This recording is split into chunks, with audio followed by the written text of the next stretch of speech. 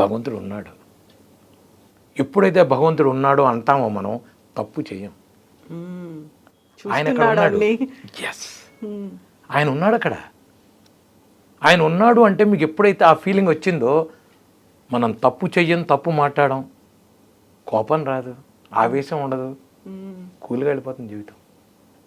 ఇది మనం కనుక అలవరుచుకుంటే ప్రపంచంలో సగం ప్రాబ్లం సాల్వ్ అయిపోతాయి. లేకపోతే మీ పెద్దవాళ్ళని అడగండి, అమ్మ మన కులదేవత ఎవరు, ఆవిడ చెప్తుంది. వాళ్ళు చెప్తారు, పూర్వీకులు చెప్తారు, అరే బలా ఎప్పుడు మనం పెళ్ళికో ఒక దీనికో వెళ్ళేటప్పుడు బలాన్ని పెడతాను రా, మీకు తిరుపతిలో చేస్తున్నారా, లేదంటే మీకు భద్రాచలంలో చేస్తున్నారా, ఏదో ఉంటుంది కులదేవత. లేకపోతే మీకు లక్ష్మీ నరసింహస్వామి రామనం, సామాన్యంగా వెంకటేశ్వర స్వామి, లక్ష్మీ నరసింహస్వామి, సుబ్రహ్మణ్య స్వామి, ఈ మూడే ఉంటాయి కులదేవత. ఆ కులదేవత అన్నారో ఖచ్చితంగా కులదేవతను డైలీ మీరు పూజించాల్సిందే, దండం పెట్టి వెళ్ళాల్సిందే. కులదేవతను దాటి మీరు వెళ్ళడానికి లేదు.